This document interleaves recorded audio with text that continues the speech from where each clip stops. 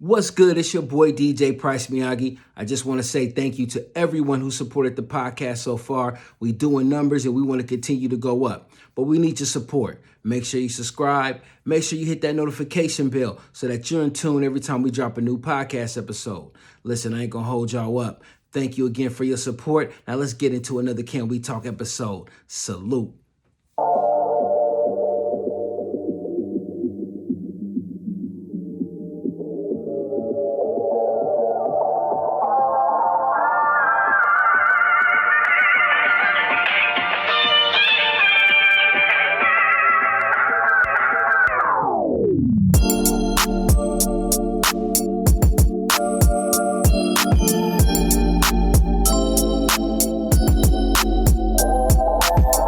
What's good, my peoples? What's good? And we back with another one. We back with another one of these good old podcast episodes. I'm gonna let the beat breathe just a little bit though. Yeah. It's your boy DJ Pryce Miyagi, and we back with another podcast episode. We getting it in, man. We doing numbers right now. They going up. It's crazy. I appreciate the support, everybody tuning in on the YouTube and every streaming platform. Man, we cracking big numbers. Like I said, I got a big announcement coming soon. We're going to tune in. I need y'all to tap in and let's get right to it, man. What's good? What's good, my people? I hope everybody out there is feeling good. I'm feeling good. You know what it is, your boy DJ Pryce Miyagi, and you tapped in with the Can We Talk podcast today. We got a special guest in the building. Now, I told y'all we doing nothing but legends. This is a Portland legend, Northwest legend, West Coast legend. Man, this man is known everywhere. And y'all know who it is. Without further ado, show love to the guy Smurf in the building. What up with it, Pryce? What's bro? good? What's good with you, my guy? Hey, listen, I'm very excited about this interview, man. I hit you a couple times, man. You finally told me, hey, man, I need to get in. I'm like, let's go, man. I ain't even had nothing going. I had some stuff going on, but I canceled that. When you told me I'm available today, I said, yeah, well, let's go. I got to get it, man. This is a legend, man. Everything stopped for him. But, man, I'm glad to have you on the podcast, man. How you feeling? I'm feeling good, man. I appreciate the alley-oop. I like to run fast breaks. I'm on the team. I'm a team player. Coach, sure. Quarterback, running back, whatever we need to do. You everything. Absolutely. Man, so before we get started, though, what we got going on, I've been asking everybody this question, man. I don't know how you feel about it at all, but have you gotten the vaccine at all? No, I haven't got that vaccine. Yeah. I'm going to wait, see what some of the results is from these other people. Right. At my age, I'm 49 already. Okay. I don't have no time to be no guinea pig for nobody. I hear that. So I'll wait and see some results. And if it look good, then I might go. If it don't, then I'm going to stay doing what I've been doing because I've been lasting this long. Facts. Well, I got the vaccine. I'm fully vaccinated as of today. It had me a little fatigued, man. I ain't gonna lie, man. It put me down for about a day or two, that second one. Had me real tired, but hopefully, it does what it says it's gonna do. I believe in the vaccine, but of course, everybody, got their own opinions. I tell everybody do your research first before you do anything, of course. But for me, it's been a great experience, and hopefully, if I do catch it, I can fight that thing off. But I feel you though. Did it hurt you? Was it painful? No, it wasn't really painful. My arm was sore for a little bit. I will say that I did have a sore arm for a few days, but like everything only lasted like a day or two, maybe max, and then I was good. So. And which one did you get? The Maduro one. Maduro, not Johnson & Johnson. Nah, man. I don't want no baby powder, man. I think baby powder. And then they already had the situation, even though, it was an isolated situation. It still was a situation. So it definitely took me away from that one. But I think I got the right one. We're going to see in time, man, and how it go, you know what I'm saying? But I'm feeling good now. So that's all that matters, man. Feeling good, looking good, man. Thank you. I appreciate it, man. I appreciate it. So do you, man. You're always looking good, though. Thank you, bro. So, man, before we get started, man, I like to, kind of ask everybody the same questions, man. They first come on, are you from Portland? Did you migrate to Portland, or did your family migrate to Portland? Just kind of get your start here. I'm from Portland. I was born at Emmanuel Hospital. Okay. My mother was at White Shield, was a girls' home. Okay. Up until she had me, then she had me at Emmanuel Hospital. Mm-hmm. She went to Jefferson. My dad went to Jefferson. My grandmother, which is my mother's mom, she came from Galveston, Texas. So I always stay Texas bound. Okay. My father, his family, mom and dad came from Mississippi, Morton, Mississippi. Okay. So them is my roots. That's dope. That's dope. I got some family from Mississippi as well. But my folks, of course, migrated from my grandparents on down Louisiana, Arkansas, North Carolina, and also Mississippi. A lot of my family in Mississippi, I'm related to the Mangum. So, you know what I'm saying? That's where they come from. And so, yeah, man. So, like what? You said you went to Jeff? My mom and dad went to Jeff. Oh, okay. Where'd you go? I went to Lincoln. Oh, Lincoln. Okay, I started off okay. at Holy Redeemer. Did 7 years at Holy Redeemer. Catholic school. Then left there. Went to Whitaker. Okay, I went to Whitaker too. Played football at Whitaker, basketball, baseball. Was on student council. Me and the mayor, Dante Warren. Say that. Rest in peace. Dante. Rest in peace, Big Red. He was over there on student council. So that's how we started right there. Say that then. You the third person came over here and mentioned Dante's name, the mayor. That is the mayor. We did that. That's a fact. I got to get him on here too. But so yeah, that's dope, man. So it's kind of getting into, what we here to talk about, man, is your life story. Like I said, I want to bring the legends on, give them their flowers, man, talk about their contributions to Portland, just the culture here, period. I mean, you play a part not only in the music, but the culture here. So we definitely want to get into that. So let's just kind of start, man. So let's get to start, man. So tell me a little bit about yourself here, Smurf, man. The people don't know, man. So I know you had a record label, you had albums, man. How'd you get into the music? I got into the music in the penitentiary. I was in the penitentiary, walking around the yard, doing it around the track. My partner DT, the mouthpiece, may rest in peace from Gotham. He was on the yard with me. We had been friends forever. And I was thinking of how I can get some money, how I could flip my money and get off into the industry. My partners was rapping. I'm like, okay, well, fuck it. I'm going to take my money. I'm going to invest it into my partners. We're going to do this. DT was the first one I talked to about it. I got out of jail. Didn't see him. He had signed with my big homie Low Life Records out of Long Beach. Uh-huh. I ended up dealing with my partner, Infamous One Mo. We was all from the same set. We was all from Kerby. So we had Gotham. We had Can't Be Colt. We was just putting Gotham together. I got Infamous One Mo to do the Gotham thing with me. He did 1 or 2 songs by himself. I said, how you feel about us bringing somebody into the group? He said, who you thinking? I said, DT. He said, yeah, man, DT would be the right one. Let's grab the mouthpiece. Right. We got the mouthpiece, and the rest was history. Went to Tory Ward's house. So Tory Ward. And Tory plugged us with some beats. We got a hold of Wolverine. Wolverine gave us some of them slaps. Right. Called Cool Nuts up. And Cool Nuts plugged me with Bosco, and Bosco plugged me with Be Legit. And the rest is history. Man, and that's dope because, man, when it comes to this music thing, Smurf, man, you like one of the top dogs. I tell everybody my conversation, anybody know me, I say this all the time, man. When it comes to that Mount Rushmore, Portland hip-hop, there's 2 for me. It's Smurf Luchiano and Cool Nuts, and then it's everybody else. And I'm not saying they ain't great, but y'all too, you got to have to, when you talk Portland hip-hop, you got to have these 2 first, and then we can go into everything else, man. So, I want to get into some more of that. So now, you started 2 Real Records, your label, correct? 2 Records.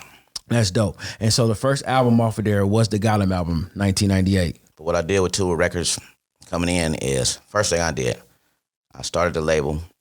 I got an attorney. His name was Jim Swisher. Paid him first. He wrote the contracts for me. I went and got my 2 cousins, one Ramon Hall, Dominic Hall. They was going to SOC at the time, Southern University. One was playing on a baseball scholarship. The other one was on a football scholarship. Brought them into the company. So we had a family-oriented business. And then I brought my cousin Scooter and my homeboy Stuff. That's what made our label right there. Okay. From there, we went and we signed Mo and DT and myself as Gotham. Okay. That was the first introduction from 2 Records was Gotham. And then I had Lil G, which is my homeboy who was in a wheelchair. He had been paralyzed, and he had always been rapping before, he got paralyzed. So when he got paralyzed, I went to him. I said, "Damn." Talked to him, and he was talking. He wasn't talking right. He was like, "Man, I don't want to be like this. I don't want to be in the bed. I feel different because I'm paralyzed." I'm like, "Listen, homie, you can still rap. Right. We're gonna get you. If we gotta lift you up in the wheelchair, push you on the stage, nigga, don't give up. Right. We got you. You are humble. We got you." That's real shit. I got him and Andretti, and they made a group. And from there, that's kind of how we came up with the whole Gangsters on the Move. We had a group album, but Gangsters on the Move is really our unit. Right. Kind of like the Wu-Tang. Right. Facts. And y'all had a big song, too. What was the first single you guys had that you dropped? First single we dropped, I think, was Dead and Gone. That was the first one we dropped. Tribute to our homeboys, resting in peace. Homeboys that locked up in jail. So coming from where we came from and starting the label inside of the prison, it was only right that would be the tribute that we start off with, was Dead and Gone. Giving something back and letting our people know we ain't forgot about them. We love them to this day, even if they're not here and they away from us. Right. Salute. And what's the next single after that one? After that, we did Heavy on the Grind. We had Heavy on the Grind. Classic. We had got, me and Geechee got together. Salute to Geechee. He always was there for me. Me and him done a lot of business ventures. A lot of times I might be behind the scenes. Right. He was my guy. He was on the straight and narrow. Right. I was trying to keep my money tucked at the time so I could just throw my guy the ball and we could run the ball. And we did basketball tournaments. We did beach blasts. Facts. We made it happen for the town, you know. Facts. And it wasn't about vanity. It wasn't about let me be seen. It was more or less like, let me bring everybody together. And so let me stop you right there, Smurf. That's crazy because when you think about beach blast, I bet you think Geechee. Right. I did not know Smurf Luchiano had a part of that too. But like you say, sometimes it's I'm behind the scenes and I know how that shit work. You know what I'm saying? That's crazy. That's news to me. Some news I can use. At that time, I just bought the boat. So if you see the video, Heavy on the Grind, that was my boat. Salute. I didn't rent the Sea-Doo. It was mine. I owned it. Right. I just bought a house in North Carolina. I was 25 years old at the time. Bought the brand new Mercedes. It was 97. I had the 95, 500. And then when Geechee came to me and said, hey, let's do the beach blast, I said, oh, no problem. What you need? How much we need to do it with? Right. Okay, well, throw me this. This is what's going to pay for everything. We're going to get the permits. We're going to do everything. I said, okay, only on one condition. He said, what? That we can perform and shoot a video. He said, okay, you going to shoot a video? I said, yeah. And so at the time, I called up my guy, and he shot the video for us. Strickland. His name is Strick. Strick, I shot the video. At that time, I paid like $15,000 for the video. Damn. Yeah, back then, yeah. Videos is different now. Now you can get a video for $300-$400. You see the difference? Right. But I called him. He said, when you want to do it? I said, man, listen, we got 2 days. We're doing a beach blast in 2 days. Can you shoot the video? Right. He said, yeah. He said, but listen, we got to do it in 16 millimeter film. And we got to find some locations. And we got to find, I said, listen, we got everything. We got the beach blast. I got a boat. Right. I got a house party. We can do a house party at. Scenes that we didn't show in that video was we was downtown on top of a building downtown that we shot. We ended up editing them scenes out and not using them scenes because the beach blast was so live. It sure and there was so many people. There. We knew that putting people in the video, they would promote the video because everybody wanted to be seen. Especially then. Especially then. Yeah, that's real talk. And we talking about the one that was at Diddler's Beach, just like summer 97, I believe. 97. Yes, sir. I remember I was there. Actually, that day at the beach blast, I was on my way to job course. So we had a barbecue for me. And then we all went to the beach blast afterwards. My bros were performing the set. Right. They opened up. Yeah, they got busy that day. Yep, so we went down to support them. And man, that was so live. I never forget that experience. If you missed the beach blast 97, it's just a whole. That was the one. That's old Portland, man. Yeah. But yeah, that's dope, man. So moving on. So after that, let's talk about, you guys have another single off that album? We did Dead and Gone. We did Heavy on the Grind. Those was pretty much the two singles. We had a song, My Candy. That was one of them, but No Deal was the song that we did. I was already out on bail for racketeering. Okay. And we did the song No Deal. And we talked about the state of Oregon. We talked about the police, how they identify blacks and how they target black males. We said, fuck the state of Oregon, fuck the Portland police. Right. And we basically went on a challenge against us, against them. Just basically saying that you can stand up for your rights. You know? Right. We are American citizens. We got the right to stand up and say, hey, I'm not guilty, or you violated the code or the rule or the law. Right. And so basically that's what we did, was we went up against them. At the time, the DA's name was Bergstrom. Bergstrom put my album on his wall. He put the poster on his wall in his office. He was a DA. After he indicted me on the racketeering. But because I spoke about him on the song, he asked the feds to pick me up on a conspiracy. The conspiracy case was facing life. I was already facing 30 years on the racketeering charge that he had indicted me on. Oh, wow. Once I made the song while I was out on bail, Right. he said, call this homeboy up, like I would call you up. Right. Hey, Pryce, man, listen, this motherfucker's tripping. Okay, Right. so you go ahead and indict him over there on the federal case. We're going to wash his ass up. So they indicted me on the federal case. They had it for you. Now, we still kept pushing the music. We still kept pushing the album. It was got them basically against Oregon. Right. And their whole thing was they was going to silence me. They wasn't going to let me do no shows in Oregon. At the end of the day, the DA said, listen, you'll never make $1 in Oregon. Everybody else can do music, but you can't. And it been a struggle till today. And the only struggle being because I wouldn't lay down. I wouldn't kiss their ass. I wouldn't take the deal. I wouldn't tell. Right. And I was just solid about being black and being able to stand up for Northeast Portland. Facts. So did they push me in the shadow? They pushed me in the shadow. But the underground kept me alive. I was about to say that because I even though I'm sure they did try to, on the outside looking, you can't tell because you was doing everything you wanted to do. Well, the reason that I was able to do certain things is because I had my own money. I didn't have to say, hey, man, can you help me? Okay. I could go pay for the Roseland. I could fly all the Bay Area up here to do shows. But there was a lot of promoters that wouldn't deal with me. Right. They wouldn't deal with me because first thing they say is, hey, if I deal with you, the police are going to stop me. Right. Okay, what about the blackness? I thought, what about us, the brotherhood, the hip-hop? Right. That shit didn't matter to them because it was really about being an individual sport for a lot of people. True. And I don't blame nobody. I don't knock nobody for the way they conducted their business. It worked for them. Didn't work for everybody. Right. It worked for them. Right. That's crazy, man, that you say that. And that's so real because even with me doing promoting, like certain people, like if I work with, now I got the heat on me. And I had that happen to me just with the Aries party when I was doing that. I got to fight the city. I'm at City Hall. I got the governor's assistant here. I got the fire marshal. I got the OLCC. I had them all sitting in front of me. They showing me all kind of paperwork on people coming to my parties. Right. And I'm just sitting back like, listen, man, I'm a square, man. I go to work every day. This ain't got nothing to do with none of this, but I can't stop nobody from partying. It's like, well, you know, you got these people coming to your party. The feds talking about the Aries party, AKA the gangsters party. I said, what? I said, right. What are y'all talking about? And it's like, well, you know, and one of your friends you had there, man, he had a pistol and da-da-da. And I had to tell him, I said, you ain't got no friends with no guns? Right. Right. What's the problem? Well, I mean, know what I'm saying? Even like that, right? Okay. If there's a problem, what's the resolution? The resolution ain't to stop us from having events or having fun. Why y'all didn't come up with some kind of grant funding money so that we could throw some safe events? Right. You know, you don't just stop us from making money because at the end of the day, that's how we make a living. That's how we make a living. When they was coming, closing my shows down, stopping my shows, how my kids supposed to eat? Right. What am I supposed to do when you stop me from doing a legitimate show? That's a fact. You make me lose money. Okay. You want me to turn to the streets. Right. So you can run me down and I have to run from your officer.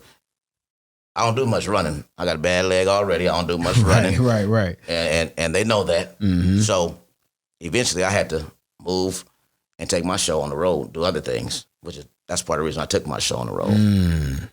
And that's crazy because what you're saying is, like I said, you didn't do, like when you was doing it, you was bringing the same artists any of these big promoter companies from the town was bringing. Right. Same artists. So it was like, what's the problem? Why would you try to push you out from you bringing the same art? But because it's you, right? That's where the issue is. It's a problem. I could bring an artist, we lose at the door. Somebody else bring them 2 weeks later, sell out. Right. That's Police crazy. Might park 10 cars in front of the venue and cut their lights on. That's crazy. You know, so first time you pull up, you see 10 police cars, you automatically assume it's a problem already. Right. You don't want to go in. You don't want to go in. That's a fact.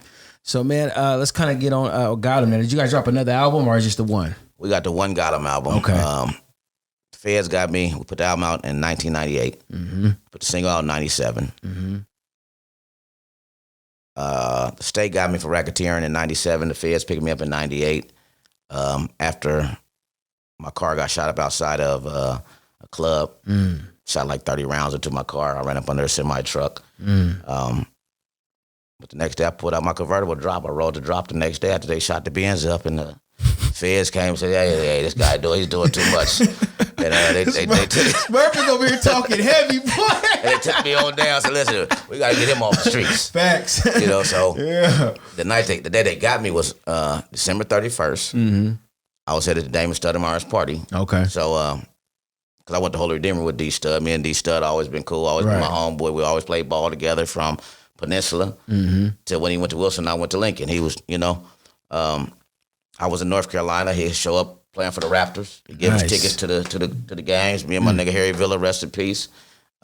He paid for the Blazers. We go eat in Vegas. Me, him, Abdul Sharif or whatever his name is. We go eat. I mean, D Stud always been in support of everything that I did. So I was headed to his party that night, and the police pulled me over. Early morning, I'm going to get a haircut. Right. Stop me, say, listen, you got a federal warrant. We got to take you down. So that was 99, 98. That was 90, 99, 98. And I didn't get back out to 2001. But when they took me in there, I was facing 30 on one charge, life sentence on the other charge. And by the grace of God, I was able to get back. You know, after being in jail for 2 years, fighting the cases. Lord blessed me to get back here. And it's been on ever since. But what I was going to say was, while I was down, my main artist, Infamous One Mo, caught a robbery murder charge from Gotham. And that was the reason we never ended up putting another Gotham album out. Because when I got out 2 years later, he was down, and he just got out from doing 22 years. That's crazy. So now that you out, I know you dropped a solo album, Double Jeopardy. Yes. And man, fire classic album. I mean, you got everybody at that time who has a name was damn near on that goddamn album. That shit was fire, bro. I salute. I used to slap the hell out that motherfucker. But yeah, but so tell me how'd you get that? So now, of course, I mean, God's not dropping other things that's happening there. So now you go solo. So how was it going solo for one? And man, how'd you get all them features, man? So for me, I got cousins in the Bay Area. Okay. My one cousin, Lance Spencer, he did Dollars and Spence. He the first person to kick the sneak on anything. So 3 Times Crazy always been, you know, in my pocket. Right. They like family. Right. You know, we'd always do shows at Roseland. He would come do the Bay Area Bash. He would bring E40. He would bring Too Short and 3 Times Crazy. That was Lance Spencer, Dollars and Spence, Tone Capone. Right. I got 5 on it all. You know, all of that. Facts. So that was my line to getting them to come up here, and for me to get on the road and go do shows in other places was through Lance. My other cousin, Lance, lived over in Vallejo. Went to school with 40 of them. Right. My other cousin, Michael Gregory, call him Michael Blocc, because he got caught with like 50 Glocks. And he was in San Francisco. Wait a minute, he got caught with 50 Glocks? Crates of them. Damn. And he was in San Francisco. So we would be on Bishop Block, right at the bottom of the hill from Hunters Point. And we would go out there frequently. That's how we did Portland to Frisco with Juice. Okay, salute. Juice was signed to Mike's label. We'd go out there. Juice was like family, you know. And Mike was the first person to tell me about these deals with the music thing. Right. Hey, bro, he said, listen, the game is changing. Do something different with your money, Smurf. You got a lot of money, do something different with your money. But I was persistent. Right. I was listening to him, but I wasn't really hearing what he was saying at the time. Right. And so this is how I brought the Messy Marvs. This is how I brought the Juice. They was all on my cousin's label. You know, they did the whole Bullies with Fullies. Right. Killer Classic Tay, album. You know, so and they was hot at the time. Killer Tay, good dude, always been on my side. When I first beat the federal case, Killer Tay came out to Portland, stayed with me for like a week. We went to the studio, we did like 5 or 6 songs. And he said, look, just take these songs, break them up into pieces, sell the verses, get your money so you can get back on your feet. Verses going for 1,000 That's piece. love. So he basically gave me like 7,000, 8,000. That was how I got Killer Tay on Double Jeopardy and Guilty Till Proven Innocent. Okay. Other songs I had, like Get Paid was the name of the label out of Frisco that Mike had. He also put out the Mob Figures album. The first and only Mob Figures album, because only one Mob Figure album. Only one Mob Figure album, facts. Him and Bo was cool. He bought the album from Sebo, and he dropped the album. So when I brought the Mob Figures up here, and I brought Be Legit up here while I was in jail fighting the case, we did the show at the Roseland. First time Mob Figures had ever been out of the Bay to do a show. I flew him out here. That's dope. Look, it's the first time ever out the Bay, Smurf bring him to Portland. Yeah, Jacka. And I remember that show. You know, I mean, even Filthy. I put Filthy on his first tour. Brought Filthy Rich up here, put him on his first tour, took him here, Seattle, Arizona. It's facts. This is where Filthy, you know, get his fan base from. That's a fact. You know, and all that really come out of the San Francisco plug with Juice, Mike, Get Paid, though. Right. But that is all coming full circle, connected. Then Mac Dre was like, Dre was just so cool. You know, Dre, rest in peace to Furl. Facts. You know, the Thiz dance. Facts. The Doctor Dr. Dre, the real Dr. Dre. Facts, the real Dr. Dre. Dre was just a cool dude, you know. He was a person like me. Right. Him, Jay Diggs, we just clicked because not on the music, but just on street shit. You know, we might be in the club, strip club, talking to hoes and trying to see what we could knock or what we could move. And right. Hey man, when I booked Dre and Dre missed my shows in Portland, he missed 3 shows. I didn't book for 3 shows. I knew Dre was on the bubble. He was about to blow. Right. So being an entrepreneur and having a vision, I said, well, look, Dre, I'm gonna give you $4,500 for 3 shows. He said, okay, cool. 3 shows I booked was Medford, Eugene, and Portland. Okay. Dre missed all 3 shows. They was in Hawaii shooting the Thiz TV. So they stayed in Hawaii. He missed the shows. Then Dre had a situation, and at the end of the day, Jay Diggs called and resolved it. He said, hey, listen, bro, I know Dre missed the show, but me and you the same kind of nigga, Smurf. Dre's rapping, he a rapper. Me and you come from what we do. Get a nigga Dre a pass, bro. Just come on, let's run another show back. Book the Roseland. And I guarantee you Dre gonna show up. If he don't show up, I carry him on my back. The only way he ain't gonna show up is if he dead or in jail. Okay, the guarantee. Guarantee. So I booked the Roseland. Me and D-Monk. Okay. So D-Monk put some money in with me. We was doing the show together at the Roseland. And I talked to Dre probably like 3 that morning. I was living in Vegas at the time. 3 that morning. And I woke back up about 6. They said Dre had got killed in Kansas City. Damn. That's crazy. Just had the guarantee and told you the only reason why he ain't gonna come is if he. Show was promoted. Show was pretty much sold out. David Lycan had said, show sold out. But David didn't want to give me no money off of the show until Dre was there. So at the end of the day, I lost at the door. Took an L, right. Off the Dre show. All right, so it's crazy, man, just talking about the Mac Dre situation, because Mac Dre had a big influence, you know what I'm saying, especially in the Northwest, man. When he came out and he finally bubbled up with this dance, I believe, we had a producer from the town that did some production for him, man, and salute to him on that album as well.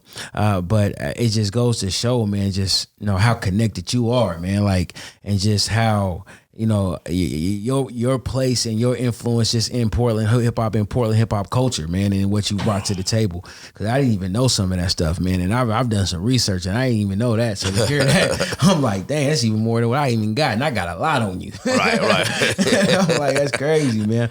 But moving forward, so now you got out. Did you go to jail after Double Jeopardy, or you put that out after you got out? I went to jail before Double Jeopardy. Okay, got you. Double Jeopardy was the second album I put out when I got out. First album I put out was Guilty Till Proven Innocent. Double CD. Right. Yeah, the double CD. That's right. That's right. X-Rated, Mac Dre, E40, Brother Lynch Hung. List goes on and on and on and on. Yeah, that one was heavy too. That's crazy. That's right. And so let's talk about another artist, man, that you had, man, Mussolini, man. Definitely, a town legend to me as well, man. He had a big impact, man. He was, man, on the rise, man. And, he had a downfall there, man, a situation that happened with him that kind of took him off the scene. So how did you guys even meet? How did you guys get into music, man? And just kind of, explain about Mussolini, man, and his run. Shout out to Mussolini, man. He's doing the gospel thing now. Facts. I support him 100% in what he's doing. He's still like a brother to me. It's my little bro. I met Mussolini over a bowl of soup, as they say, in the county jail. Okay. And he came up to me, started rapping. He was a Gotham fan. Right. And oh man, you Smurf. Yeah, what's up? And what's up, cuz? Right. I'm like, listen, man, don't come to me with that fake ass Crip shit, man. I'm facing too much time right now. Right. I've never seen you out there like that, so I don't even know you like that. Right. So, well, damn, I thought you was from Kerby. Yeah, I'm from all of that, but nigga, I'm facing 100 years right now. Right. I ain't on gangbanging time right now. I'm on some way other time. I'm trying to get free. Right. And so we kicked it and talked and shit, and I said, man, can you rap? He said, yeah, I can rap. I said, well, let me hear you rap then, bro. We talk about something positive. Let me hear you rap. Nigga started rapping to me. I said, okay, man, you kind of dope. He said, you think so? I said, yeah. I said, you want to be on the label? He said, yeah, you going to sign me? I said, yeah. I went and got a piece of paper, made a contract right there, shot it to my nigga. He signed the contract in the county jail. I shot him a couple soups and shit. Sir said contract right here. I said, no game. And it was on, right? Right. So he walked around the unit 2 or 3 days and told, everybody in the unit, oh, man, I just got on the label. I'm on 2 Real, you feel me? Facts. And he came back. He said, man, how much time is you facing? I said, man, I'm facing 30 years on one case and life sentence on the other case. He said, damn, man. He said, they saying you ain't going to get out of jail. I said, man, if you listen to what these motherfuckers are telling you, right, you'll be fucked up. Right. I'm walking around the county jail. I got on gold Versace glasses. I got on Jordans. You feel me? I am facing 100 years plus 30 though. Right. And he like, man, you don't act like you finna go do no life. Right. You ain't getting out no time soon. I said, man, I'm finna go to court. And when I go to court, I'm gonna beat it. Right. He said, okay, I believe in you. I said, yeah, man, I believe in you too. That's why I signed you. So middle of the night, they came and rolled me up. Sent me way out to John Day, Oregon. Measy went to the feds. They found him guilty on the gun charge because he was down on a gun charge. He went to the feds. Okay. And while he was down in the feds, he heard on the radio on the J-Mac show. J-Mac had the show at the time. Facts. I was in that too. Smurf Luchiano just beat the case. He beat the life sentence. He coming home. Measy heard it, and he got out of jail about a year later. Smoker brought him to my house. I was living off of Albina. And he came to my house. He had the whole side of his face rubbed off. And 2 braids, a big-ass coat, some Dickies on. Smoker said, hey, man, I heard him rapping over there. And I told him, you need to be over there fucking with Smurf. He said, Smurf, my nigga, I need to get to him. Right. I already got a contract with him. You know where he at? Smoker said, he told him, hey, man, give me something. And I'm going to take you right here to where Smurf's at. Walked him off of Albina to my house. Right. And from there, it was history. Okay. He came, I gave him a car. His girl was doing what she was doing. I put her in, I had a lingerie shop at the time. I put his girl in the lingerie shop. He could make a couple dollars. Say, hey, man, listen, gangbanging, you need to be getting some money. Right. Gangbanging, you're going to lose your life. Right. Get some money, and let's do this rap thing. Right. From there, I took him, put him on some songs. He was humble. He was gracious. Right. He loved everything that I did. He was caught up in the moment. Right. And he had a great career on 2 Real Records. He got songs with Game. He got songs with Sugar Free, Bosco, Tone Capone. I mean, you name it. Facts. Measy had him on his album.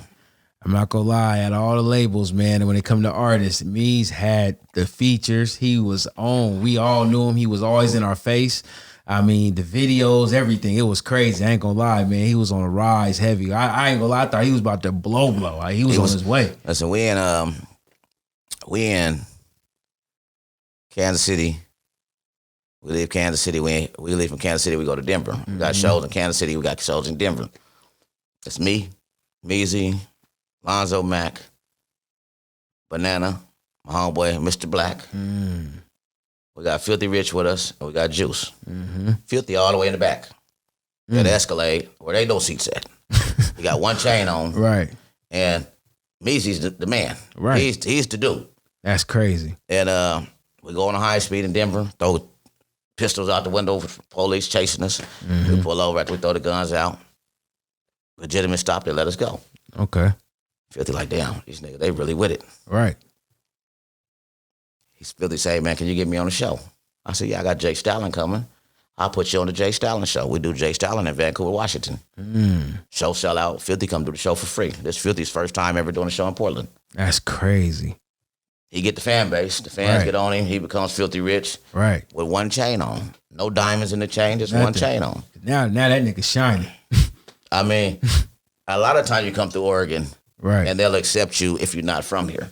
Facts. They'll take a Mac Dre. They'll take a Filthy Rich. It's a fact. It don't mean that they know tighter than some of the artists around here. Right. There's some tight artists out here. It is. It really is. It's just a matter of we already are at an odd because we don't have a real strong black community. Facts. We don't have very much support. Facts. And then we got us against us. Not just the gangs. Right. Music. They got all these different little cliques. That's a fact. But when you say the Bay is going to support the Bay. Even when they divide it. Right. They're going to support each other. Bay going to be Bay. Yeah. The fans are going to support. Okay. They might not like Jay Diggs. They might not like Messy Marv. Right. But they're going to buy both their music. Facts. Here, They're not gonna do that. That's the truth. That is the truth, man. That's crazy, man. That's crazy to hear that. Like Filthy was under Measy at the time. Measy's the man. Filthy kind of on his come up, rolling like man, and give him his first start in Oregon to get his fan. Because I remember he used to be out here, but I didn't know he was that. I just think, okay, I remember seeing his name, but I didn't know he was somebody or even about to be somebody. He had things going on, but the female field was not his field at the time. Right. He looked and seen what dudes out of Oregon was doing. And snatched a page out the playbook. Right. And he ran the play. And he ran the play well. Yeah. And the first female he got came straight out of Exotica. Stop. And she in all the videos. And she might be the number one chick out of Portland right now. But that's Oregon. That's his part of his backbone is still Oregon now. Facts. Actually, a lot of them too.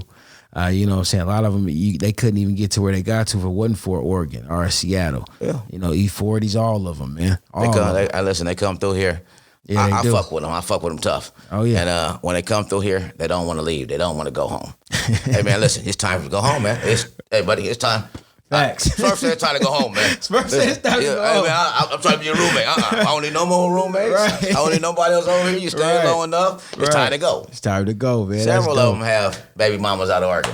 Yeah, my nigga Rodney J. Clyde, he got a baby mama from Oregon. Sebo got a baby mama out of Oregon. Filthy got a girl from Oregon. That's a fact. Hefner had one from Oregon. That's a Hype fact. had one from Oregon. That's a fact. The other chick on the Hustler magazine, J. Diggs, got her. That's crazy. It's a whole lot of Oregon. Y'all might have put the rappers on. Right. But y'all won't what Oregon got over here. Sure do. They sure do. That's what's up, man. That's love. So, man, so let's kind of move a little forward. So, now Double Jeopardy drops. You got 2 solo albums out there. What's the reason why we got a third solo? Or do we got one on the way? You know what? I started dealing with what happened was when they arrested Mussolini, we was working on Rat Poison. Okay. 1. Right. And him and Ryder J. Clyde had about 15, 20 songs done already. So we was just prepared to drop that album. That's what we was preparing for. And then I kind of like just sat back waiting on Measy's trial to see what it was going to happen. Right. But in between putting the albums out, my girl Ivanice died, which was Measy's girl. Salute. Yes, rest in peace. She got killed in Hawaii. May she rest in peace. After her death, I was married. My wife died a week later after Ivanice died. I was trying to get Ivanice's situation together for her burial. And my wife, she passed away, Ruby Washington Norman. Yep, I know Ruby. That was a week later. So we was just kind of, I was distraught. Measy was distraught. Right. And right after that, the feds came and they got Measy. Took Measy to jail. So I took that as a time to regroup. It's a regrouping time because first thing I had to do was go get my kid. His mother had passed away. He was 10 years old. He's 18 now. I had him for the last 8 years, single father. Right. Make sure he's been all right. He's doing great. Graduate June 3rd. Right. Honor roll student. 3-4 medals and ropes and 4 attendance and grade point average. And so I took more time out for that to take care of my kid, step away from the music scene for a minute. Then I came back and I was waiting on Measy to see what was going to happen with his case. He ended up with 4 years off of the case. But while he was down, he decided he didn't want to do, I'm not going to say he didn't want to do, he decided he wanted to do gospel rap. Right. And so with him wanting to do gospel rap, I put the first album out just so that we could have something out to keep him alive.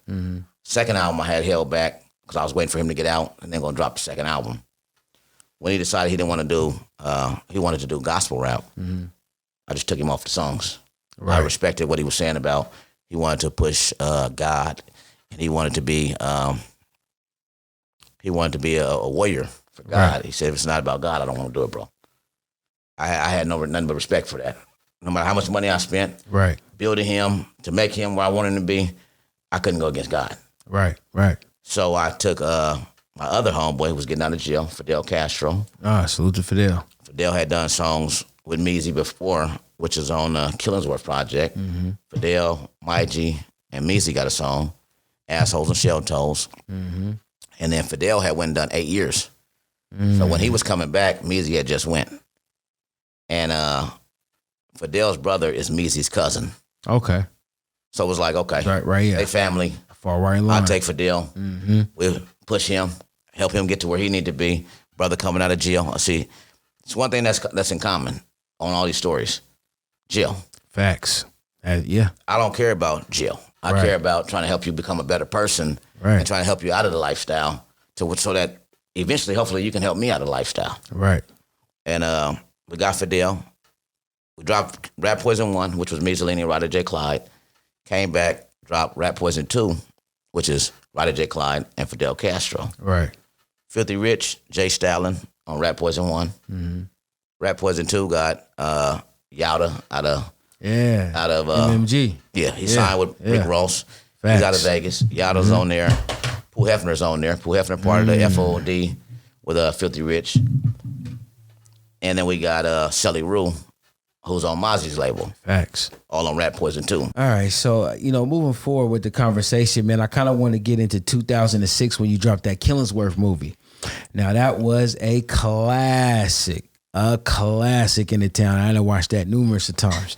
Now, before we get into this movie that you put out, and that's crazy. We talking about a movie you done put out. You done put a whole movie out. That's crazy. It's well known and documented fact you from Kerby block Crip. And in this documentary, you kind of highlight, a little bit of your lifestyle, but also Lil Smurf. Right. You know what I'm saying? And I kind of want to go into his story a little bit, and also what made you decide to do a movie highlighting his life as well? Well, shout out to Tom Olsen. Tom Olsen was the one behind the whole Killingsworth. Monica Alexander. Okay. Which is Lil Smurf's mom. Salute. She was one of the main people pushing it. And then my mother, may she rest in peace, Anita Smith. Salute. And you see all them in the documentary except for Tom. Tom was behind the scenes. How we even got into the Killingsworth thing was we had smoke. There was a whole lot of smoke going on around the city. And it was catching a lot of news, Oregonian, Willamette Weekly. Like you said, if there was a shooting involved, we was pretty much the perpetrator or the aggressor. Yeah. At that time, it was real in the field. We was in the streets, and this is the lifestyle that we was living. And right. It took some time, but I was in jail, in the county jail. Tom called me and basically said, "Hey, listen, we doing a story on Lil Smurf." The Willamette Weekly already wrote numerous articles on him. You're in all the articles. He's Lil Smurf, you Big Smurf. Without Lil Smurf, there would be no Big Smurf. Right. So either you can tell your side of the story, or we can tell the story without you. And we know the story won't be accurate without you giving some input, because you was the one who was right there with him. But his mother has already agreed that she's going to tell her side of the story. Okay, as we all know, the mother is not with the son when he doing what he doing. Right. She might hear some things. She might be going through what she going through, but the direct vein on what's going on is somebody that's there with him. Facts. And that's why I fell into play. And so I knew Tom. Me and Tom played on the same basketball team at Lincoln High School. So what Tom did is, when he seen my name in the Willamette Weekly, he knew we went to school together. Right. So he started following me, following all the news clips, following all the news stories. And he was in film school at the time. And so he said, shit, I'm going to do a story on Lil Smurf. Right. Because I went to school with Big Smurf at Lincoln. This is an interesting story. I've been following it. I know that more people would like to know the other side of the story. Right. Versus what the Oregonian or the police or the Willamette Weekly is saying. Right. And so I agreed to help Tom out with Killingsworth by speaking in it and giving him some people that could give valid stories about what was happening at the time. Okay. So that's how we came up with the Lil Smurf story. Okay. Killingsworth won a lot of awards all over the world. Right. It's Portland history. That's a fact. It's one of the only black history out of Oregon.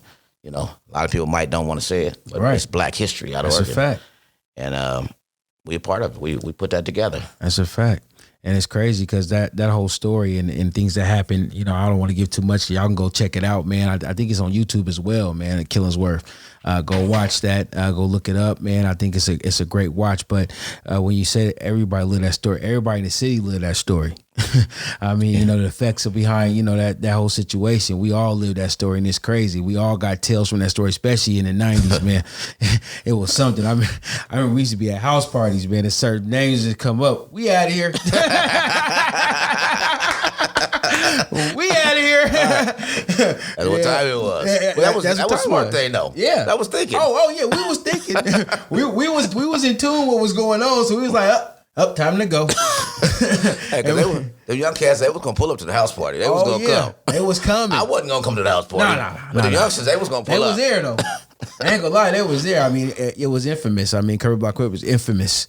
You know what I'm saying? And it was, you know, but at the same time, you know, you get the bad, but it was also good. I mean, it wasn't like y'all was all bad. I mean, I know a lot of people from, you know, Kerby Crip, some good dudes, man, real good stand-up dudes, man. And, you know, but, you know, in public, they get painted different pictures, you know, especially if you say you gang related. You know, my experience with gangs is different. I'm not a gang banger or gang member, but I got some good friends that gang make some good people, man. And, you know, it's just crazy how pictures get painted. I mean, even with you, I mean, you know, they got you in the paper, they paint you as a monster. But if you ever meet this man, this is a good man, a good dude. I'll be scared of who they paint right. In the newspaper. Right, in the newspaper, man, they paint you out to be a monster. But when you get to know somebody, you see who they are, man, and you shake their hand and you talk to them, you know, it's a good person, man. It's crazy. But, you know, speaking of, man, and having that, do you think that played a part in how they try to put barriers in front of you and not be able to succeed in the city? You saying as far as the Killingsworth, or you saying as far as the gang? As far as being part of the gangs and stuff like that, that you know, everybody look at this gang thing a different way. Right. It's just differences for the outside people looking in and the people that's inside. Mm-hmm. I know I grew up in Portland, Oregon. 93% white. Right. 5 or 6% black. You got the Latinos migrating in between there. Then they're deep now. Right. But I remember when the police threw the possums in front of the burger barn. Talk about it. I remember being called nigger on the bus. I watched Benson go to play in Roseburg, and they spit on him. Black team coming to play in Roseburg. I've been a part of all that. Right. I got called a nigger right here on Albina and Rosa Parks, and went to jail for shooting a man. He called me a nigger, broke out my window. I shot him with a shotgun. I wasn't Trayvon Martin. I wasn't that nigga. Right. I ain't gonna never be that nigga. Right. So that was my first introduction even to jail. I had never been to jail before until I shot this white guy that called me a nigger. And then they said he's gang related. No. He was racial. It was racial profiling. The man targeted me. He followed me down the street a block away from the store. Right. And broke my window out when I was trying to get away from him. So I ended up beating it in the court of law. I can't even say I beat it. I got an assault 3. I shot him in the face with a shotgun. I was 18. I had a right to bear arms. That was a rifle. I ended up with assault 3 still because they said he had turned his back to run. He already broke my window out. I'm already in fear for my life. Right. So what am I supposed to do because you're running now? Right. I got to get on you. Right. And that was me at 18 years old when I got shot at 17 at Humboldt. And it was one of the first school shootings in really in American history. Oh, for real? Might have been the second shooting in Oregon on the school grounds. But American history school shootings, I was one of the first ones. That's crazy. That's crazy. I didn't even know that. That's crazy. So, Smurfy history, man. I'm blessed. I've been blessed. Yeah. I've been surviving. Talk about it, man. I've been surviving. Right. But I've been giving back too. That's a fact. I enjoy giving back. That's a fact. If I can't do nothing else, I can tell you this story, and maybe you might can figure out something that might help you out out of the story that I'm telling. Right. But back to what we were saying about being in Portland and being a minority. My back was already against the wall. Right. And then we only got half, if not a quarter of the black community that might support or stand up. A lot of people support from afar. That's true. they watch out their window. That's a fact. That's not helping. That's a fact. Sometimes you got to come outside and say, hey, listen, you got to be accountable for your actions. Right. And this guy was really in the right. I don't care if you say he's a gang member or not. Right. I don't have a problem with being a gang member. Right. Because gang member is not against the law. No, it's not. It's only against the law if you're breaking the law. Facts. We can conjure. We can come up with ideas. Mm-hmm. They don't all have to be illegal. They don't all have to be bad. Right. We can promote each other to have some confidence that, hey, we can stand up. When I first started gang banging, we was fighting white boys. We was fighting skinheads. Right. Right. They locked me in a locker at Lincoln. White boys locked me in a locker. We started a race riot at the school. And that's the thing. Back then, if skinheads, they really migrated in southeast Portland. That's kind of where they was at. And you in Lincoln, which is in southeast, well, that's like downtown area. Rest in peace, Mulugeta Sherrard, the skinheads that killed him downtown. I did time with Ken, Dr. Death, the skinhead who killed the Ethiopian. We had riots over that OCI. Man, I can go on and on and on about this gangbanging and how the blacks had to stand together, against these skinheads who was against anybody of color. Right. And it wasn't crip on crip or blood on crip or none of that. It was black folks trying to stand up to defend themselves.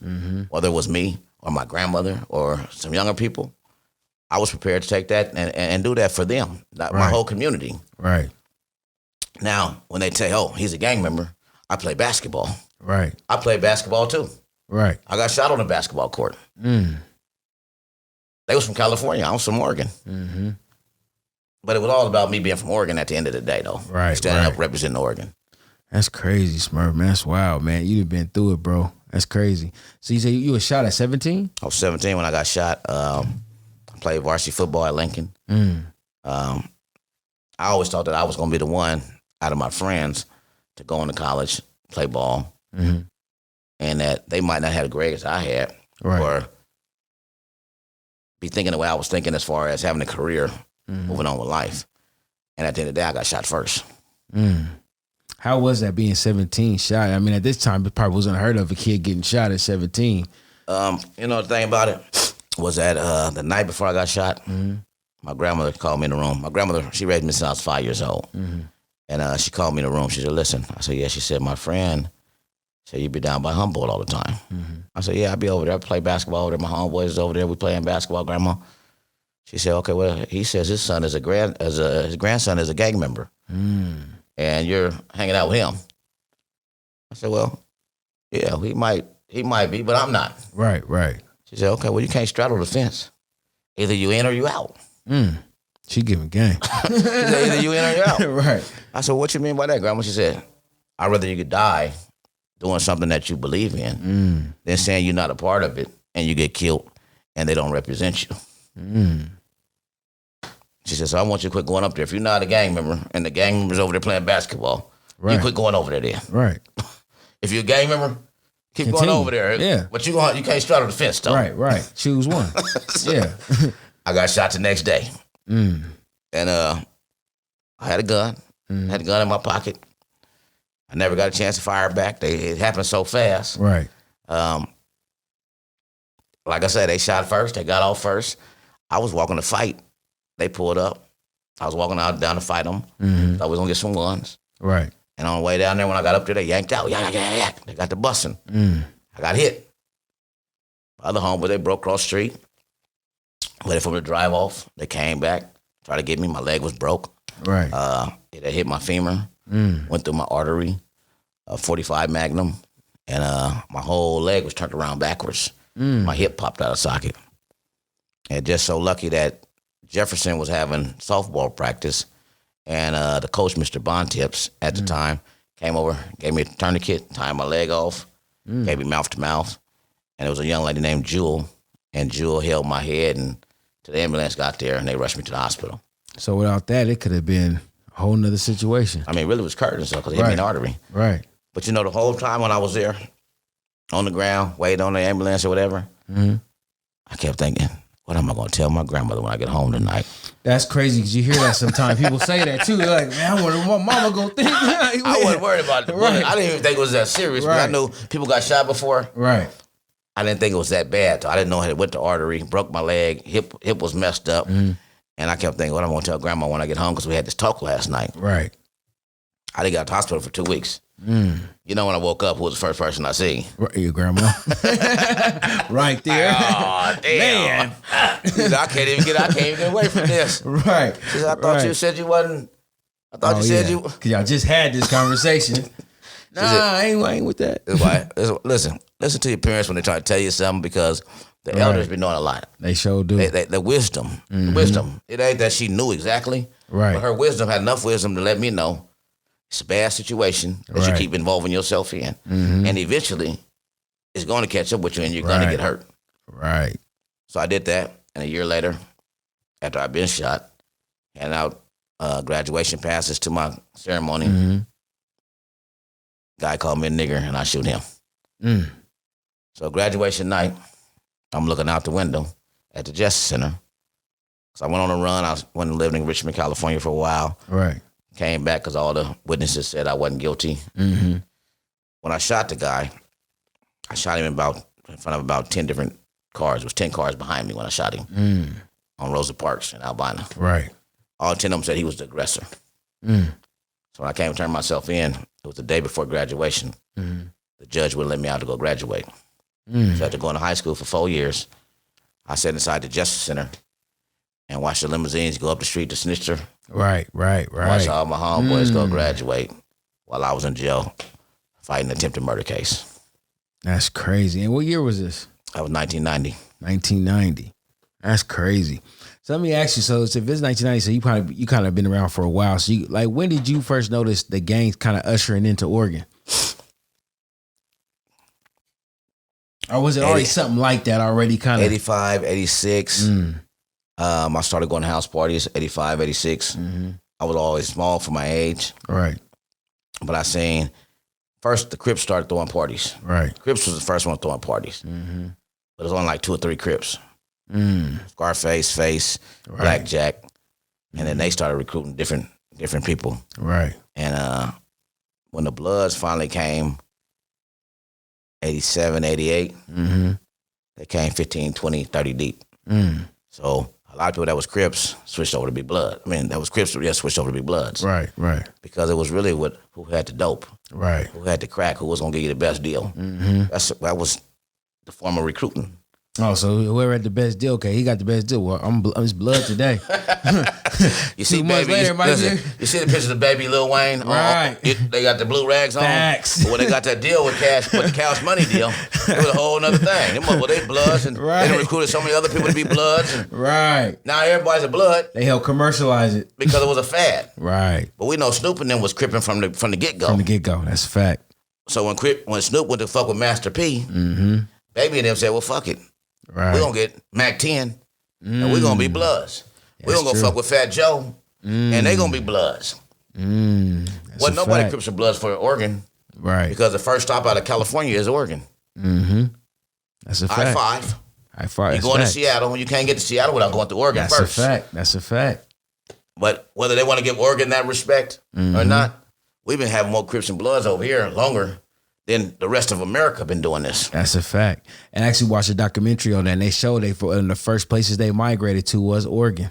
They went to Oregon. They went to Oklahoma. They went to Seattle. They went to start going to Kansas City. Texas picked it up a little bit later. Right. But Oregon was number one. That's a fact. That's crazy, man. So what made you even get into gang? What made you Kerby Block Crip? So originally, my parents lived on Kerby. When I was born, till I was about 3 or 4 years old. So that's where I'm from. Right. From birth. And then my mom moved on Vancouver, and about 4 blocks over from Kerby on Vancouver, by Going Street Market, which that's all our hood over there. Right. Going Street Market, Kerby, Albina, and then I moved with my grandmother when I was 5, and she lived up off of Rodney and Holman. So my homeboy ended up being from Kerby because his cousin still lived down over there. But his cousin was one of my friends when I was 5 or 6 years old. And so my homeboy said he was from Kerby. I was migrating back down over there. That's where I'm from. I went to the Blue School, the little third kindergarten over there. Right. The Blue School, I went there. And I had all them come to Lincoln. All my homeboys from who I grew up with from Kerby, Right. come to Lincoln. That's how I got to be from Kerby Block Crip, because that's my origins, where I started at. Yeah. And even though I went and moved with my grandmother, I would always go back down there. I'd go off of going, play football with my niggas, play baseball, basketball. Right. Then they came to Lincoln, and we just made it official. This is what we is. This is what we doing. Right. And that was how it started. They got motherfuckers started bringing cocaine in, crack. Right. We can go to Kerby Square, sell cocaine. It was at one time. Kerby Square was the #1 crack selling projects in the Northwest. That's crazy. They shut down the Kerby Square, so they shut the whole building down. That was the first. That was like the first Carter.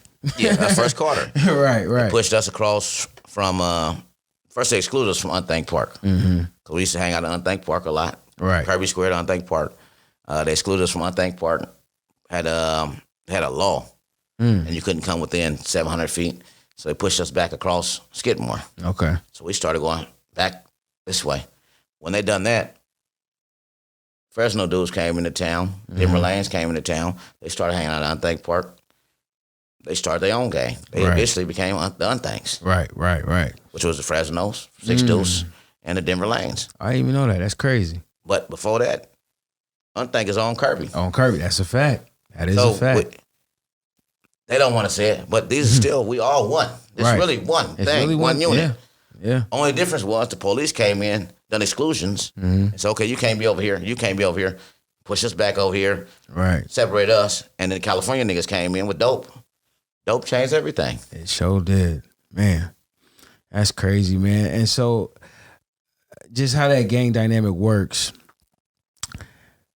you got the Bloods now, and now you got the Crips. It's kind of dominating. You had the 90s run, which everybody talk about how crazy the city was in the 90s, but now we got these new age, these youngsters, and right now our city's kind of dealing with a dark cloud, actually all over the country, but Portland is really hitting hard.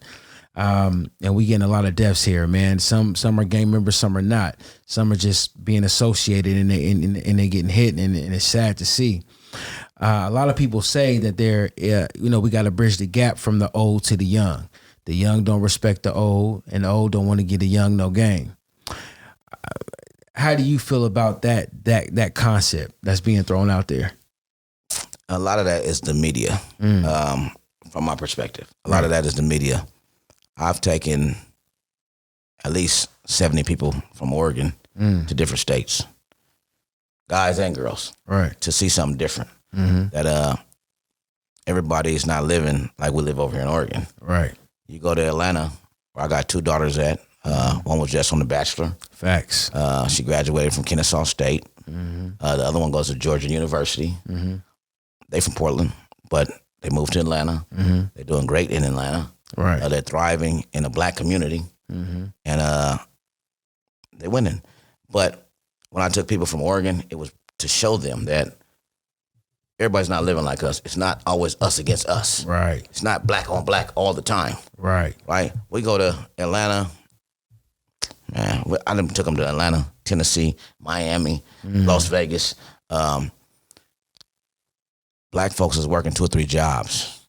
Everybody's not pimping, hoeing, in the strip club, dancing, selling cocaine, That's crack. a fact. That's a myth. That's a fact. That in Oregon that they give you. That's a fact. You get off the plane in Atlanta, first thing you're going to see is 100 motherfuckers working in the airport. That's a fact. Then when you go outside, you're going to see the black police officer. Then you're going to see the black motherfucker at the donut shop. That's another a fact. black motherfucker holding the sign as a... Right. But it's black folks working. When I got to Atlanta, first thing I seen was credit. So I talked to your female over there. I said, hey, what you got going? You got the nice car? What you got? She said, my credit good. She I was like 25 at the time. She was 22, 23. I said, my credit good. I said, yeah, your credit good. She said, I got 3 jobs. Okay. Oregon wasn't talking about that. Nah. They were saying, hey, go to the strip club. Get you a hoe. Get you some dope. Get from the set. Right. All the wrong shit. All the wrong shit. When it's right shit and you can get the same thing they got, gonna last you longer. And you're going to be able to do more things with the tools that you can use, and you ain't got to go to jail. That's a fact. So I started taking my homeboys out of here. Like I said, I took them to Tennessee. I took them to North Carolina. That was our first stops. We did that, and I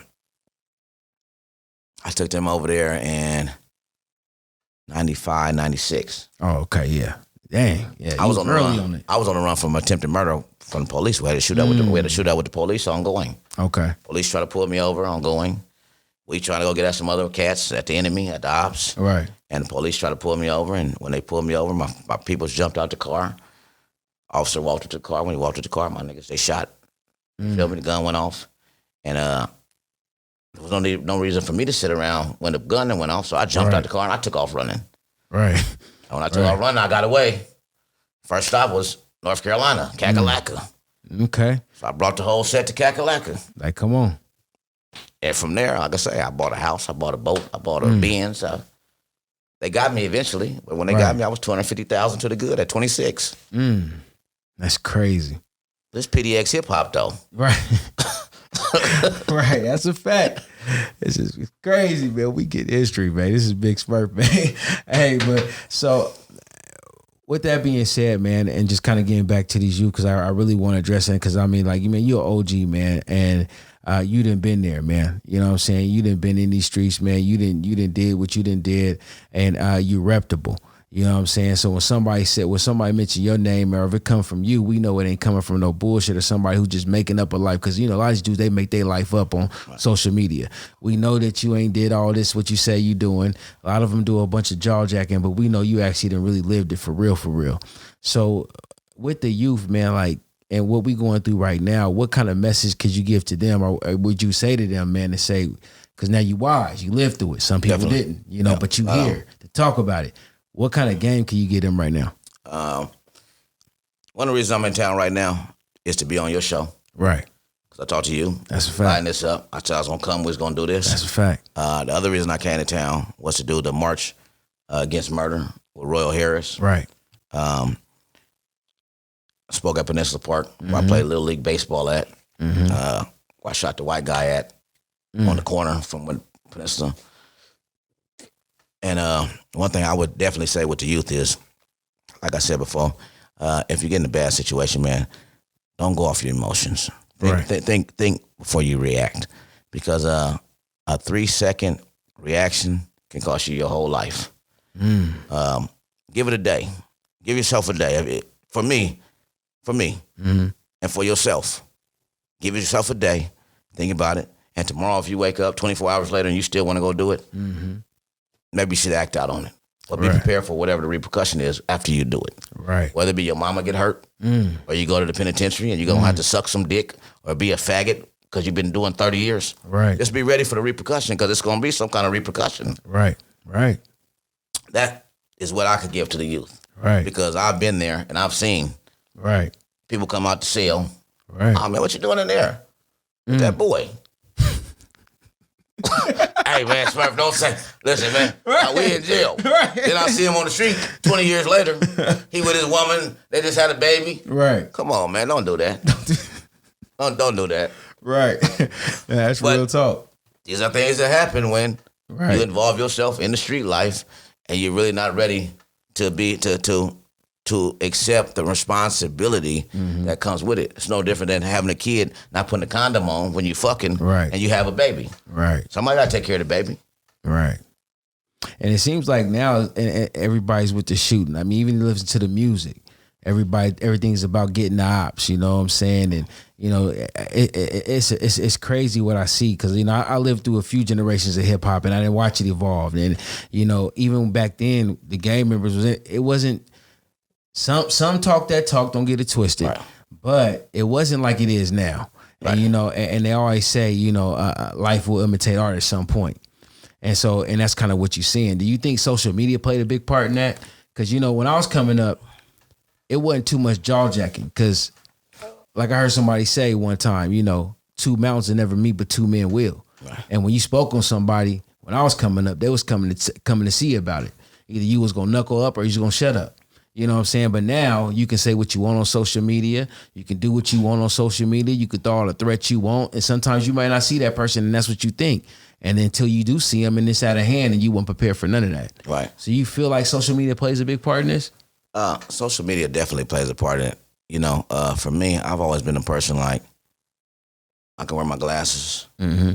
I look young. I look like a square. I'm a chameleon. I can fit in. Wherever I go, I can fit in. Facts. But I always been with the gunplay. My gun off the rip. I've been with the gunplay. So I don't promote gunplay. Right. Because I come from fighting as a youngster. Right. We could fight. Right. And my partner said something yesterday to me, and he just said, "Hey man, if you can't just spread the message." I said, "What's that?" He said, "Let the brothers know that you don't have to like a person, but you ain't got to kill them either. You don't have to like them. There's a lot of people I don't like, and I don't get along with. I know that I don't have to kill them though, right? Because as a people, as a humanity, without people, we can't survive. That's a fact. And everybody got a family, and Portland is so close that even when you hurt somebody, more than likely it's going to be somebody that you know that's going to be hurt behind the person that you hurt. That's a fact. All right, so I seen a post, man, recently. A man said, in L.A., when it came to gang banging versus Portland gang banging, he said, where we from, we killing people we don't know. Y'all here killing people y'all grew up with. And I was like, damn. Now, I'm not familiar with the L.A. scene, but I know here it is like that. A lot of us grew up together. Our moms was probably friends at one point. We all played in the same playgrounds, went to the same after school centers and SEIs and everything else. Why do you think it's like that, man? How and why is it so easy for somebody to kill somebody they knew? Like, I'm saying that you wouldn't know why, but I mean, it's just crazy because these people you grew up with, you was on the playground with. You know what I'm saying? You went to Craigos with. You went to Knife Market with or Deco Market with. You know what I'm saying? Like, it's crazy. Like, how you feel about that? That's a tough question though. Right. Just because my name has been involved in different things from people that's close to me. Right. And when you live that lifestyle, you sign up for whatever come with it. So your track record might not be clean, and the streets is gonna clean up their backyard, and they're gonna make sure that where they from is right. Portland is, like I said, Portland is small. Right. They got video games now. These kids watch killing every day. They're immune to killing. They want to see if it really looked like what it looked like when they was playing the mobster game or what's the game they play? Call of Duty. Call of Duty. They want to see if it's really gonna pop like that. When they pop them, they want to see if they're gonna really do it like that. But see, the part they don't see is the after effect. Right. They don't see the mental part of can you live with your conscience? Because see, these people on the video game don't have a conscience. Right. But you got a conscience. Right.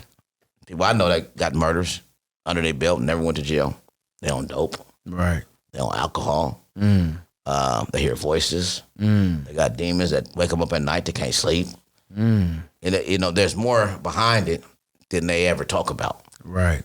The video game don't tell you all that. They don't say, okay, John shot him today. When he went to sleep, he couldn't sleep for 3 days. Or John started smoking crack cocaine after he killed somebody because his mind was not right. Right. They don't talk about the therapy that people need to make good decisions before they commit a murder. A lot of these people got mental illnesses. That's you get a guy with a mental illness, he get in the gang. Then what happens? Yeah, he gonna be loose cannon. That's a loose cannon. Then you give him some weed to smoke. Right. He smoke a little weed at 17, 18. He get 21, 22, he starts snorting cocaine. By 30, he's doing meth. Yeah. Where's the resolution at? Where's the resolution at? Yeah. Where's the interference at any point?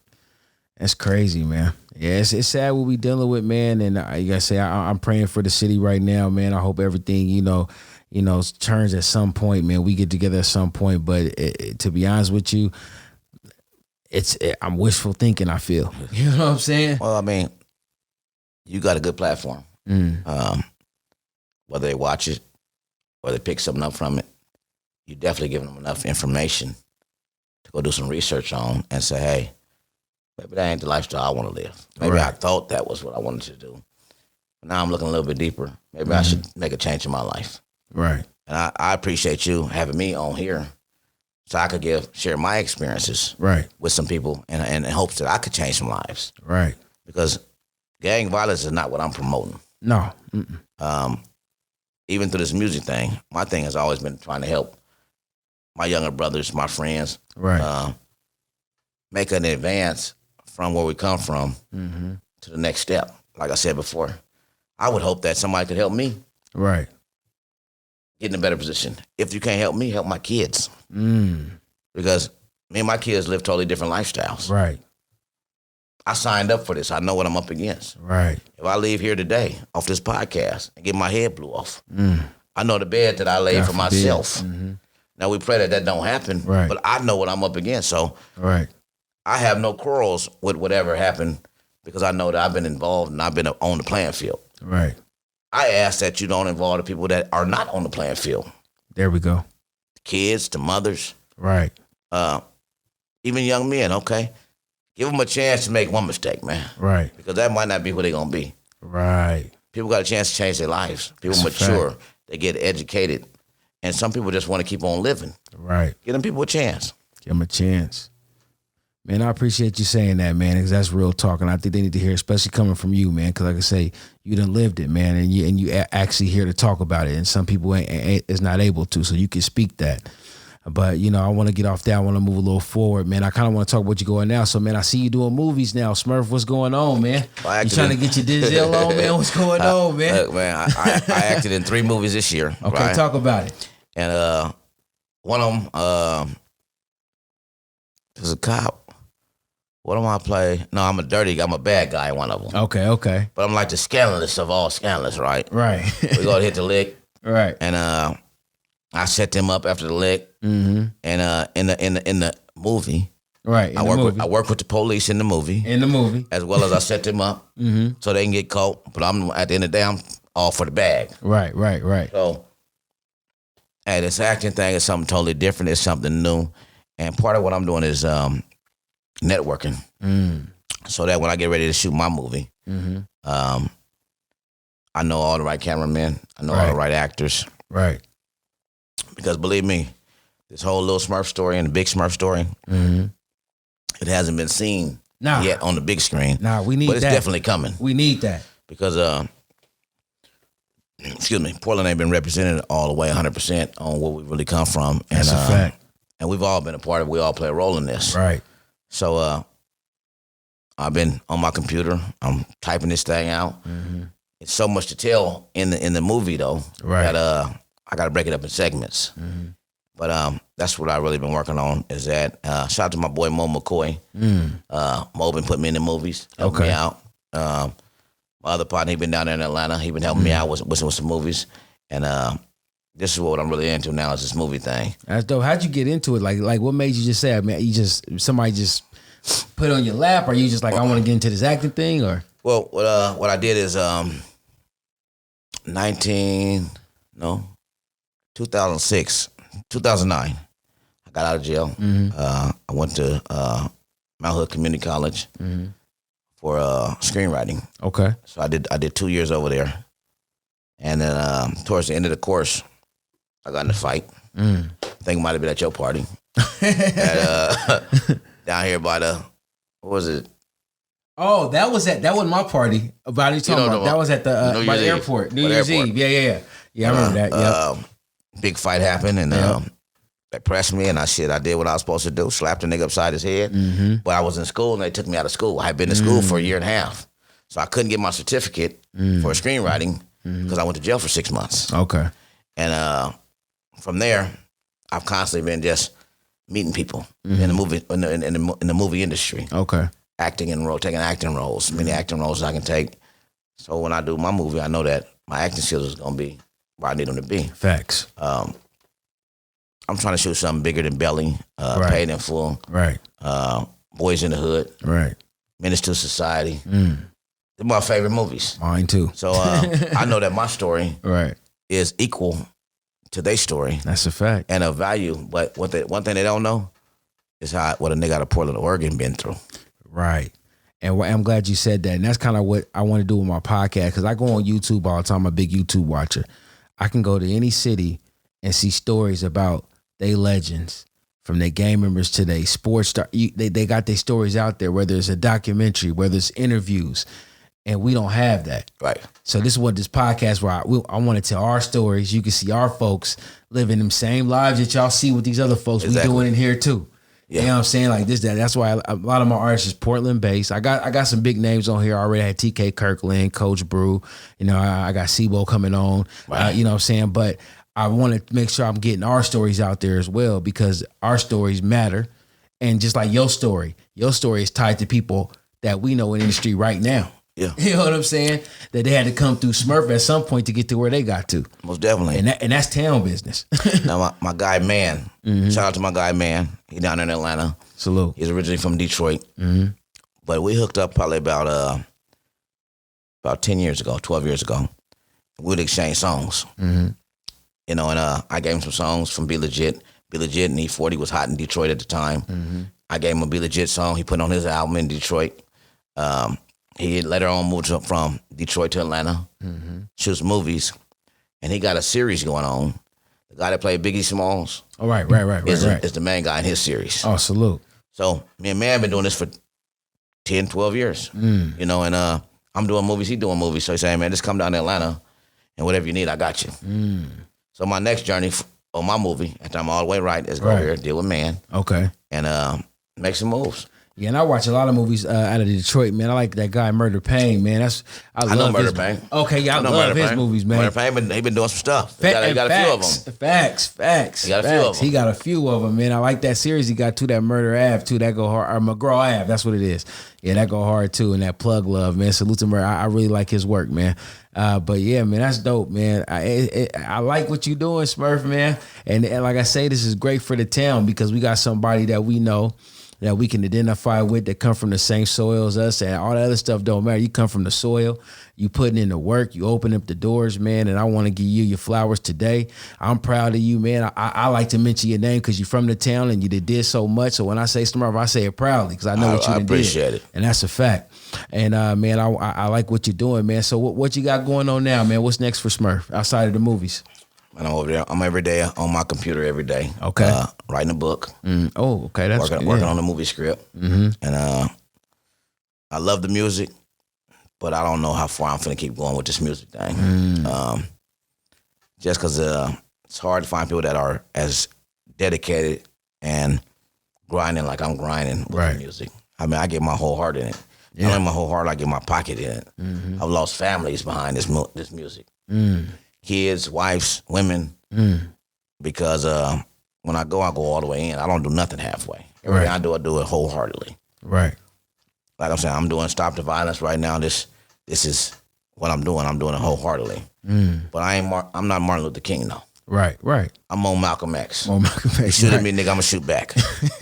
I'm just saying, though. I mean, that's just, and I'm still saying stop the violence, though. I'm still saying stop the violence, though. But if you come at me, I got to come back. But, we ain't promote no violence. No, my kids need me. Right. More than anybody. I mean, Listen, I feel that, man. I feel that. So I hear you, man. But that's dope, man. That's crazy. So before we get out of here, I kind of want to talk about the march you did, man, and that experience, man. So how was that for you? Just get up there. Did you just tell your story, or did you just get up there just telling them, stop the violence? Like, what was your move there? So what I did is, first I had to drive 17 hours to get here. And then when I got here, I had to see my kids, grandma. Right. So it kind of took me off track a little bit, but I had my laptop. Right. I'm just typing in keynotes in my laptop. So when I got to the park where I was speaking at, I looked at my keynotes on my laptop, went up there, looked at my keynotes, and remembered in my mind what keynotes was, and I ripped it from my head. Okay. But the whole time I was thinking about keynotes and what I needed to say. Right. Part of what I had to do was just tell my story of where I come from and where I'm trying to get to and what my kids are doing. Because, see, we got a lot of people that's talking, but when you look at their actions, there's no proof of what they're really putting into the community. That's a fact. I got a daughter at Georgia University. She's going to Georgia University to be a doctor. I got one that graduated with a business degree. Like I said, my 18-year-old, I had him for the last 8 years since he was 10. He got 3 medals. because he's on an honor roll and he's an honor student. He got 2 ropes. His attendance is great, and he lived with me for the last 8 years. Right.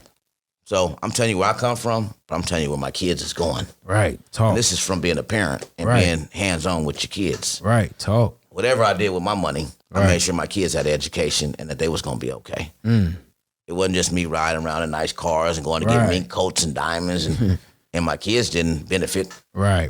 Education is first. Right. Because talking about the future, these are the next leaders. That's a fact. I've been a leader. I'm going to make sure my kids is leaders. That's a fact. I don't do the follower thing. None of my kids are in the gang. Right. And I got kids. I got kids. Right. You know? Right. But they all doing good. Like a couple of your kids are fine. Like you said, your daughter's on the Bachelor. I remember seeing that. Like I say, man, and that's dope, man. This is to know that even though you doing what you doing and you moving how you moving, you making sure your kids is always in a positive direction. You showing them how to do it. You hands on with them, and we got to do that. We got to be hands on with our kids. That's mandatory. I'm saying way with mine. You know what I'm saying? I'm hands on no matter what I do. I'm going to always make sure I'm putting into my kids and pouring into their cup positivity and motivation. Right. You know what I'm saying? And to do it different than what I ever did and to be better than me. And that's always my campaign with mine. That's right. But see, this, like I said, I moved with my grandma. I was 5 years old. Right. She still got a house in Northeast Portland. So I'm still in Northeast Portland.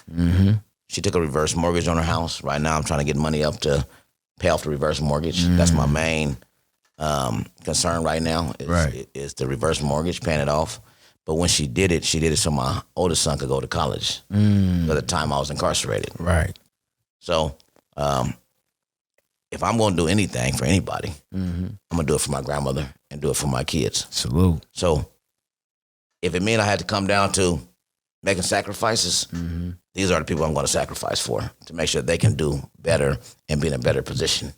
Absolutely, man. That's dope, man. So how can everybody get in contact with you, man, if they want to get with Smurf, man? How can they reach out to you? You can get me on Instagram at @FlavGods, John the Baptist on my Facebook. And other than that, I'm around. There's multiple ways. Loyal Music. Right. MUSIK 71 at Gmail. Okay. Hit me on the email. Website?